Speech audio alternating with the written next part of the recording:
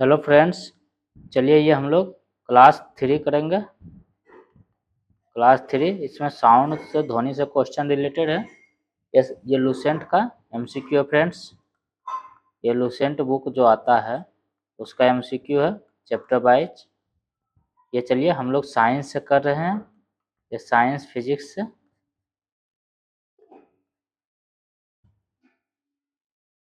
चलिए क्वेश्चन 1 से शुरू करते हैं। और किन्हीं को पीडीएफ चाहिए, पीडीएफ से करना है तो आप टेलीग्राम लिंक से जुड़ सकते हैं।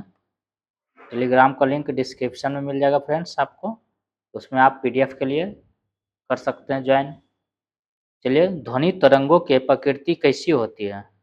ध्वनि तरंगों की प्रकृति ये अनुदैर्घ्य होती है। प्रकाश का क्या होता है, अनुप्रस्थ होता है। इनमें निम्न में से कौन सा कथन ध्वनि तरंगों के लिए सत्य है। ध्वनि तरंगों के लिए सत्य 0 डिग्री सेल्सियस पर इनकी चाल 332 मीटर पर सेकंड होती है। अवसर्व तरंग की आवृत्ति क्या होती है। प्रासर्व एक होता है, एक अपसर्व होता है, एक सरव होता है। सरव होता है 20 हर्ट्ज से 20,000 हर्ट्ज तक, जिसको हम लोग सुन सकते हैं। और अपसर्व होता है 20 हर्ट्ज से कम। क्या हो जाएगा इसका राइट आंसर ये। और 20,000 हर्ट्ज से अधिक ये हो जाएगा प्रासर्व तरंग है। ये अपसर्व तरंग हो जाएगा। अपसर्व थोड़ी नहीं, ये सरव तरंग मतलब जिसको हम सुन सकते हैं। प्रासर्व तरंगे वो ध्वनि तरंगे है जिनकी आवृत्ति प्रासर्व मतलब 20,000 हर्ट्ज से अधिक या 20 किलो हर्ट्ज से अधिक। यही राइट आंसर हो जाएगा, 20 किलो हर्ट्ज से अधिक हो जाएगा। क्योंकि जब 20,000 हर्ट्ज नहीं रहेगा तो किलो रहेगा, वो आंसर हो जाएगा फ्रेंड्स। क्योंकि किलो को हम 1000 से गुना कर देंगे तो 20,000 हर्ट्ज हो जाएगा। प्रासर्व तरंगे मनुष्य द्वारा क्या नहीं सुनी जा सकती, इसको मनुष्य सुन नहीं सकता है। प्रासर्व तरंगों को सबसे पहले किसने सीटी बजाकर उत्पन्न किया था। सबसे पहले सीटी बजाकर किसने उत्पन्न किया था, गाल्टन ने। 7वां, शिकार परवच्छियों या बाधाओं का पता लगाने के लिए चमगादड़ अथवा डॉल्फिन किस परिघटना का उपयोग करते हैं।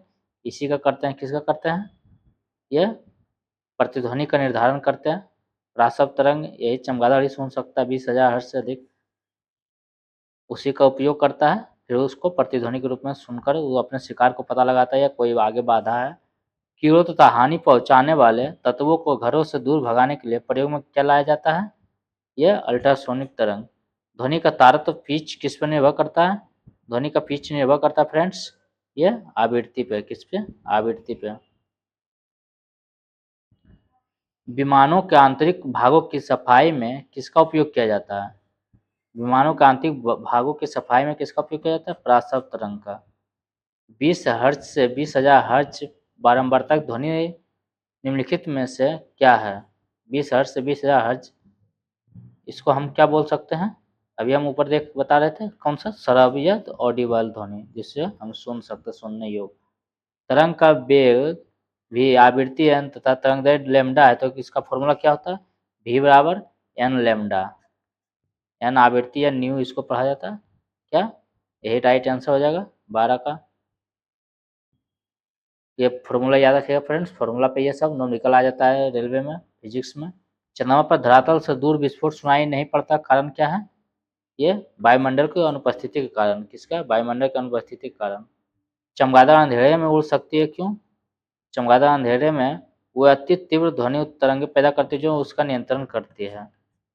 आइए, 15 रात्रि में किसी वस्तु से बिना टकराए हुए ही उड़ता है। ये तो सही है इसका, ये बिना टकराए हुए ही उड़ता है। चमगादड़ से इंफ्रासोनिक तरंगे निकलती है, ये नहीं इंफ्रासोनिक ना अल्ट्रासोनिक। एक सिर्फ आर सही हो जाएगा, सॉरी सिर्फ ए सही हो जाएगा, कथन एक सिर्फ सही होगा। वायु में ध्वनि की चाल 332 मीटर प्रति सेकंड है। यदि दाब बढ़ाकर जो दूना कर दिया जाए तो ध्वनि की चाल क्या होगी। तो ध्वनि जब दाब बढ़ाकर दूना कर देंगे तो ध्वनि की चाल 332 मीटर पर सेकंड होगी। ध्वनि की चाल ये दाब पर डिपेंड नहीं करता है, इसके मतलब तो यही हुआ, दाब पे डिपेंड नहीं करता ध्वनि की चाल। निम्न द्रवों में से ध्वनि सबसे तेज यात्रा किस में करती है। ध्वनि सबसे तेज यात्रा में यहाँ पे हो जाएगा स्टील में हो जाएगा। क्या हो जाएगा, ठोस में करता है। निर्वात में ध्वनि नहीं गमन कर सकती है, ध्वनि के लिए माध्यम कुछ न कुछ चाहिए। बादलों की बिजली की चमक के काफी समय बाद बादलों की गर्जन सुनाई देती है, इसका कारण क्या है, प्रकाश की चाल ध्वनि की चाल से अधिक होने के कारण। क्या हो जाएगा, प्रकाश की चाल ध्वनि की चाल में बहुत अधिक है। प्रकाश की चाल ध्वनि की चाल से बहुत अधिक है। वायु में ध्वनि का वेग लगभग कितना होता है? वायु में ध्वनि का वेग ये हो जाता है 330 मीटर पर सेकेंड। किस माध्यम में ध्वनि सबसे तेज चलती है? सबसे तेज ठोस में चलती है, उसके बाद द्रव, उसके बाद गैस में। ध्वनि का वेग भिन्न भिन्न माध्यमों में क्या होता है? ये भिन्न भिन्न होता है, ठोस में सबसे अधिक होता है। लगभग 20 डिग्री सेल्सियस के तापमान पर किस माध्यम में ध्वनि की गति अधिकतम रहेगी? ये रहेगी ये लोहा में, सबसे ज़्यादा ठोस में होता है। निम्न में से कौन सा कथन सही नहीं है? तापमान के बढ़ने पर वायु में ध्वनि का वेग बढ़ता है, सही है। वायु में ध्वनि का वेग दाब पर निर्भर नहीं करता, ये भी सही है, दाब पर निर्भर नहीं करता, अभी ऊपर देखे तो सेम रह गया था। आर्द्रता के बढ़ने पर वायु में ध्वनि का वेग कम हो जाता है, जी नहीं, ये बढ़ता है ध्वनि का वेग। आयाम तथा आवृत्ति के परिवर्तन से वायु में ध्वनि का वेग प्रभावित नहीं होता, ये नहीं होता है, तो इसका राइट आंसर हो जाएगा यही। वायु में ध्वनि का वेग ताप के बढ़ने से घटता है, ताप के घटने से बढ़ता है, तापमान पर आश्रित नहीं रहता है, तापमान के घटने से घटता है, तापमान के घटने से घटता, बढ़ने से बढ़ता है। रेलगाड़ी के इंजन से निकली भाप पहले दिखाई पड़ती है और सीटी बाद में सुनाई पड़ती है। भाप पहले दिखाई पड़ती है और सीटी बाद में सुनाई देती है, सही है। प्रकाश तरंगों की चाल तुलना में ध्वनि तरंगों की चाल बहुत कम होती है, ये भी सही है, मतलब उसका व्याख्या करता है ये तो तार दोनों सही है और आर एक की सही व्याख्या करता है। इसी के कारण मतलब प्रकाश की चाल अधिक होता है ध्वनि की चाल से, इसी कारण वो पहले दिखाई देता है और सीटी बाद में सुनाई देता है। प्राध्वनिक विमान उड़ते हैं, प्राध्वनिक विमान उड़ते हैं ध्वनि की चाल से अधिक चाल से। वस्तु के वेग तथा उसी माध्यम में एवं उन्हीं परिस्थितियों में ध्वनि के वेग के अनुपात को क्या कहते हैं? ये उसके अनुपात को कहते हैं मैक संख्या। मैक अंकों का प्रयोग वेग के संबंध में किया जाता है? वायुयान के ध्वनि या ध्वनि प्रदूषण मापा जाता है किसमें? डेसिबल में। साधारण बातचीत के ध्वनि की तीव्रता होती है, याद रखिए बहुत इंपॉर्टेंट है। साधारण बातचीत के ध्वनि की तीव्रता कितना होता है? ये 30 से 40 डेसिबल। ध्वनि की वह विशेषता जो एक मादा ध्वनि को नर ध्वनि से भिन्न करती है क्या कहलाती है? मादा ध्वनि को नर ध्वनि से भिन्न करती है, यह तारत्व। ध्वनि के किस लक्षण के कारण कोई ध्वनि मोटी या पतली होती है? यह तारत्व। पुरुषों की अपेक्षा महिलाओं की आवाज़ अधिक तीक्ष्ण होती है क्योंकि महिलाओं की आवाज़ का क्या होता है?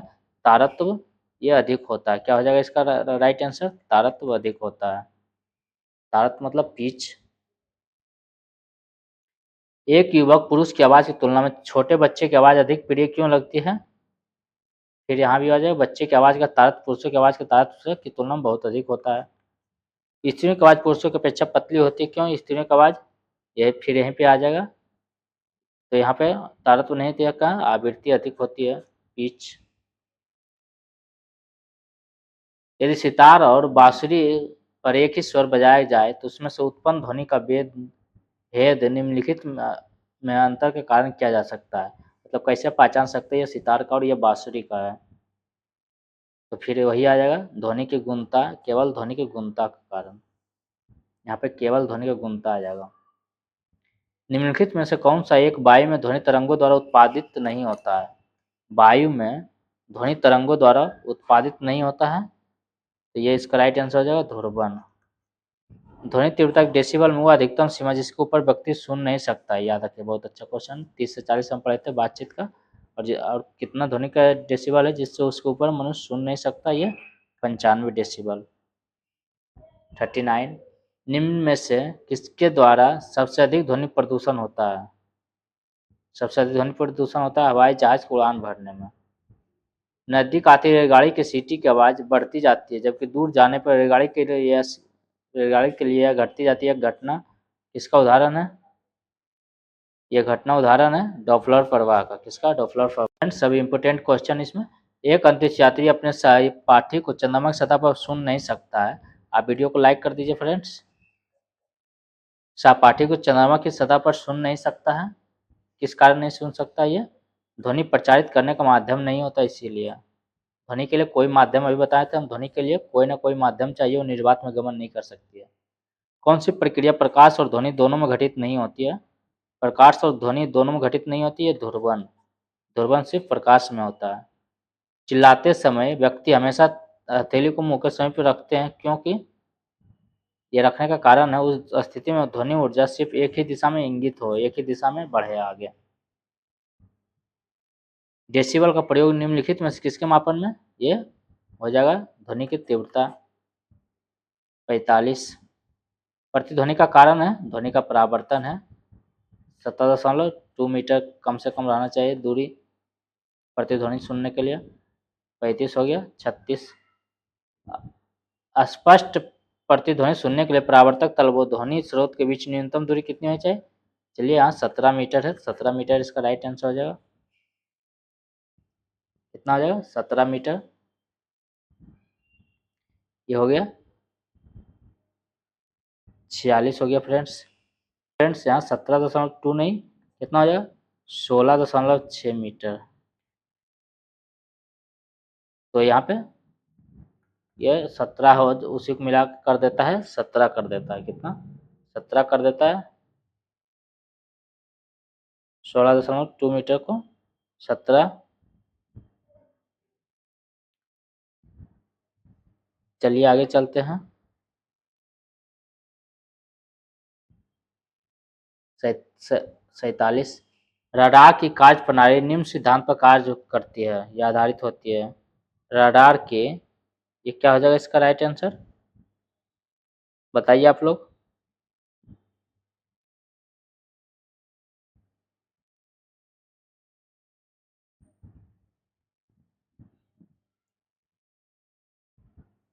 तो 47 हो जाएगा, क्या हो जाएगा? रेडियो तरंगों का परावर्तन।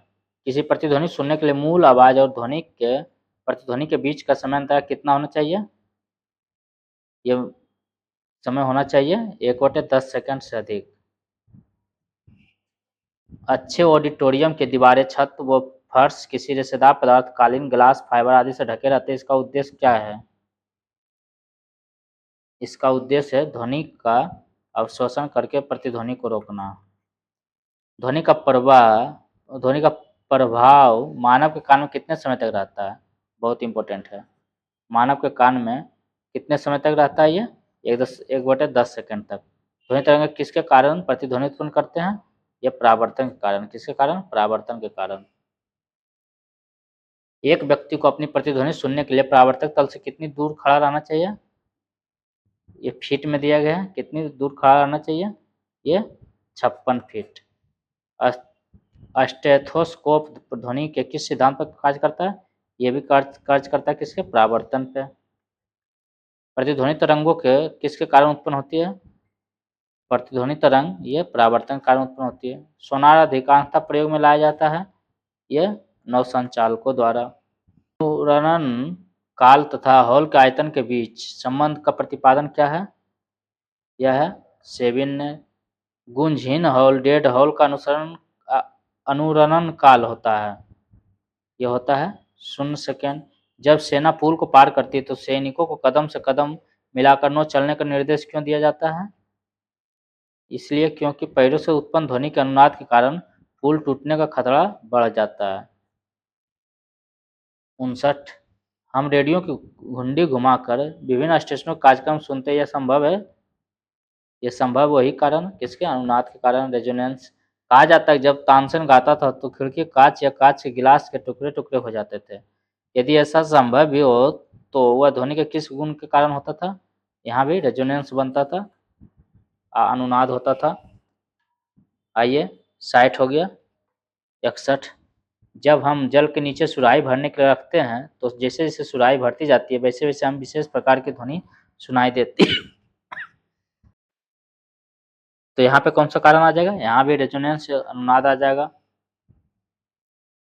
रेडियो का समस्वरण स्टेशन उदाहरण है, यह है अनुनाद का। जब किसी स्थान पर 2 लाउड स्पीकर साथ साथ बजते हैं तो किसी स्थान विशेष पर बैठे श्रोता को इनकी ध्वनि सुनाई नहीं देती। इसका कारण क्या है?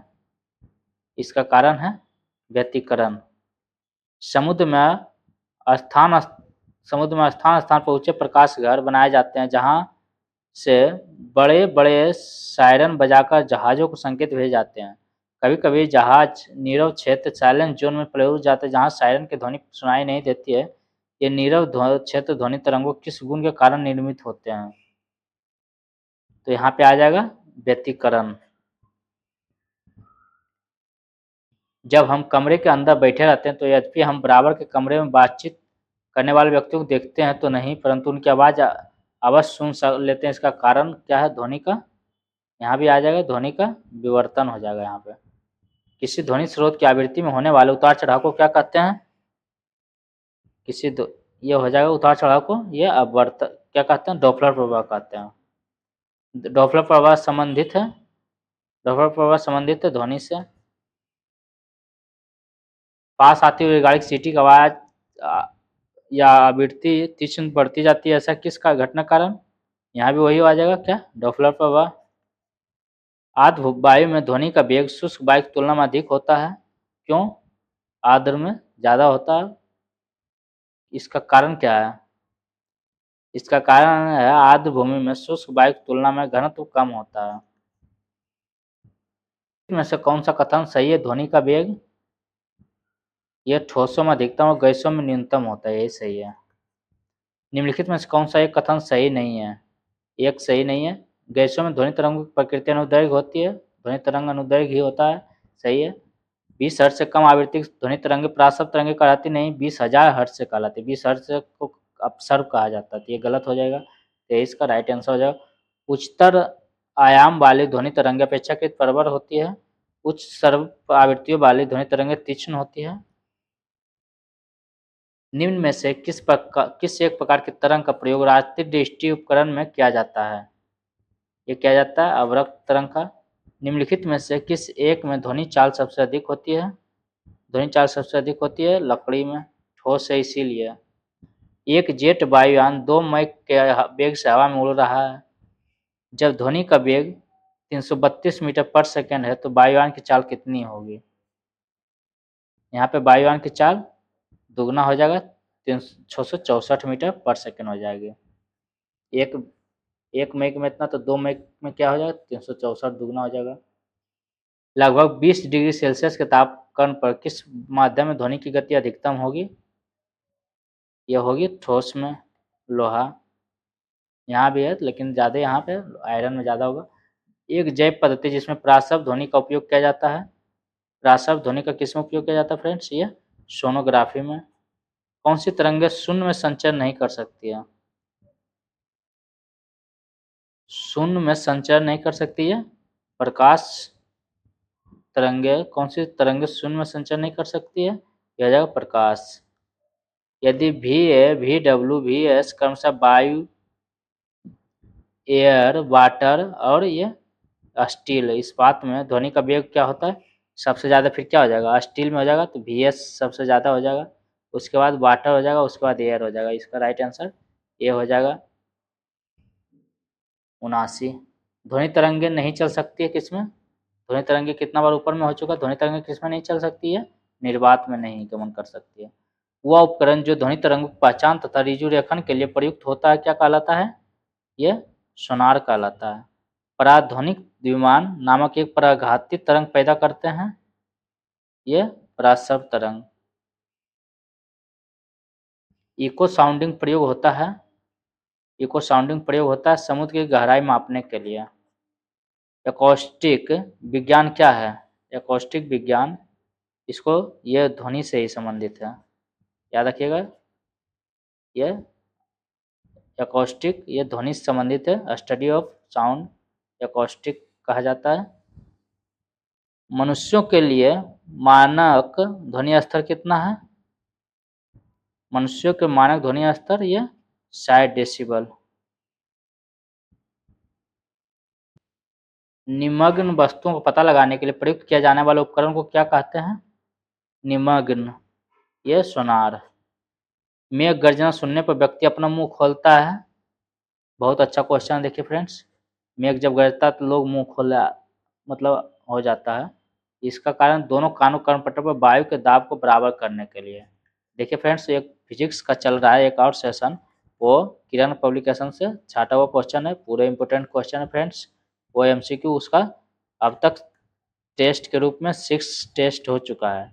आप लोग उसको साइंस में इसको भी देख सकते हो, साइंस प्लेलिस्ट करके है, साइंस टेस्ट सीरीज करके, आप उसमें जाकर देख सकते हैं। ये इसका भी, ये भी साइंस है तो उसी में डाला हुआ है, और वो साइंस भी उसी में है, तो आप लोग जाकर देख सकते हैं पिछली वीडियो को। बहुत इंपॉर्टेंट क्वेश्चन है उसमें, एकदम सब 10 बार से कम नहीं पूछा गया सब क्वेश्चन है। अगर आपको फिजिक्स में मतलब साइंस में अच्छे क्वेश्चन करना और कोई क्वेश्चन ना छूटे तो आपको जरूर देखनी चाहिए वो वीडियो।